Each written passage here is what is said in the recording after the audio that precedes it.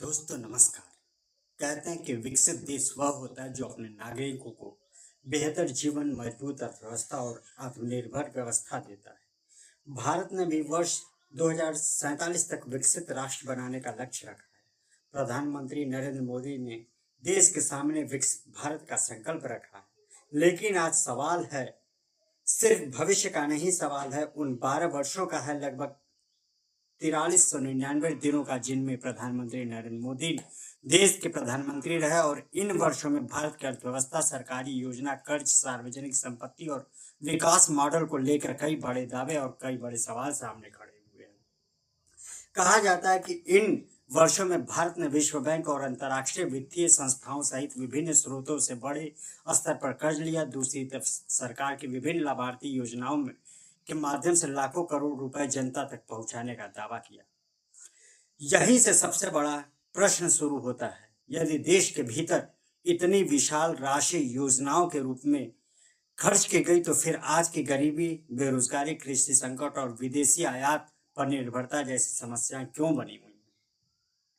1991 में जब आर्थिक सुधारों के दौर में विनिवेश की चर्चा शुरू हुई, तब यह आकलन सामने आया कि देश के सार्वजनिक उपक्रम जनता के खून पसीने की कमाई से खड़े हुए। विचार यह था कि सरकार की जिम्मेदारी केवल लाभ कमाना नहीं, बल्कि जनता को सस्ती शिक्षा, स्वास्थ्य, खाद्य सुरक्षा और रोजगार की व्यवस्था देना भी है। लेकिन समय के साथ विनिवेश की नीति आगे बढ़ी और यह बहुत तेज हुई कि क्या देश की सार्वजनिक संपत्ति का उचित मूल्यांकन हो रहा है या नहीं। सरकार के अनुसार मुफ्त योजना के अंतर्गत लगभग 50 करोड़ लोगों को लगभग 40 लाख करोड़ का ऋण दिया गया। सवाल उठता है कि यदि इतने बड़े स्तर पर स्वरोजगार को बढ़ावा दिया गया, तो फिर भारत आज भी उत्पाद, तकनीक और कच्चे माल के लिए विदेशों पर निर्भर क्यों? इसी प्रकार प्रधानमंत्री गरीब कल्याण अन्न योजना के अंतर्गत 81 करोड़ से अधिक लोगों को मुफ्त राशन दिया गया, जिस पर लाखों करोड़ रुपए का खर्च बताया जाता है।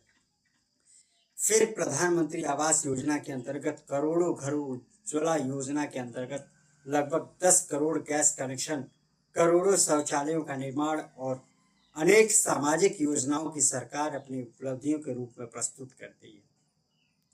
लेकिन बड़ा प्रश्न यह है कि इन योजनाओं के लाभार्थियों के बीच कितना ओवरलैप है। क्या जिन लोगों को राशन मिला, उन्हें मुद्रा योजना का लाभ भी मिला?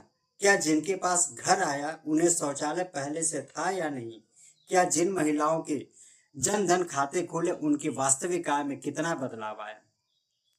यही वह गणित है जो आज की भी गहराई से समझने की कोशिश करने की आवश्यकता है।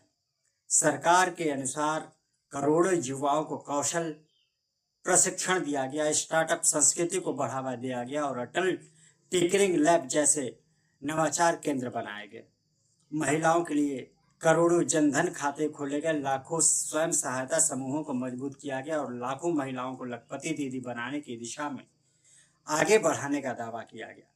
लेकिन प्रश्न फिर वही है, क्या इन प्रयासों ने देश की वास्तविक आय, रोजगार और आर्थिक आत्मनिर्भरता की उसी गति से बढ़ाया जिसकी उम्मीद की गई थी? आयुष्मान भारत योजना के अंतर्गत करोड़ों लोगों को स्वास्थ्य सुरक्षा देने का दावा किया गया। जन औषधि केंद्र के माध्यम से सस्ती दवाइयों की व्यवस्था की गई। मध्य वर्ग को कर राहत दी गई और शिक्षा एवं मेडिकल सीटों की संख्या बढ़ाने के प्रयास किए गए। लेकिन क्या स्वास्थ्य और शिक्षा की गुणवत्ता भी उसी गति से सुधरी? क्या आम नागरिक की वास्तविक आर्थिक स्थिति मजबूत है? यह प्रश्न आज भी चर्चा का विषय है। किसानों को प्रधानमंत्री किसान सम्मान निधि के माध्यम से हजारों करोड़ रुपए दिए गए। फसल बीमा, खरीद व्यवस्था और एमएसपी के माध्यम से सहायता देने की बात कही गई। लेकिन दूसरी ओर किसान लागत बढ़ने, आय कम होने और बाजार मूल्य को लेकर लगातार अपनी चुनौतियां सामने रखते रहे। यदि योजनाओं पर इतना बड़ा खर्च हुआ, तो किसानों की आर्थिक स्थिति में अपेक्षित बदलाव क्यों नहीं दिख रहा?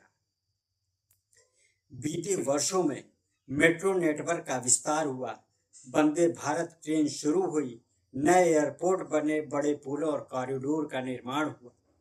देश ने आधारभूत ढांचे के क्षेत्र में बड़ी परियोजनाओं को देखा। साथ ही रक्षा निर्यात में वृद्धि की बात भी सामने आई। लेकिन दूसरी ओर यह तथ्य भी चर्चा में रहा कि भारत रक्षा उपक्रमों का दुनिया का बड़ा आयात तक बना हुआ है। इस पूरे विश्लेषण का सबसे बड़ा प्रश्न यह है कि जब अलग अलग योजनाओं के लाभार्थियों की संख्या को जोड़ा जाता है तो आंकड़े देश की कुल आबादी से अधिक दिखाई देने लगते हैं। इसलिए आवश्यकता इस बात की है कि यह स्पष्ट हो कि कितने लोग एक से अधिक योजनाओं के लाभार्थी हैं और योजनाओं का वास्तविक सामाजिक और आर्थिक प्रभाव क्या रहा। विकास केवल खर्च की गई राशि से नहीं मापा जाता। विकास का असली पैमाना होता है नागरिक की आय, रोजगार, शिक्षा, स्वास्थ्य, आत्मनिर्भरता और जीवन की गुणवत्ता। आज भारत के सामने यही सबसे बड़ा प्रश्न खड़ा है। क्या हम केवल लाभार्थियों का देश बना रहे हैं या वास्तव में आत्मनिर्भर और विकसित राष्ट्र की ओर बढ़ रहे हैं? यह प्रश्न सत्ता, विपक्ष और हर नागरिक सभी के लिए है। मिलते हैं एक नए विश्लेषण के साथ। तब तक के लिए धन्यवाद। नमस्कार। जय हिंद।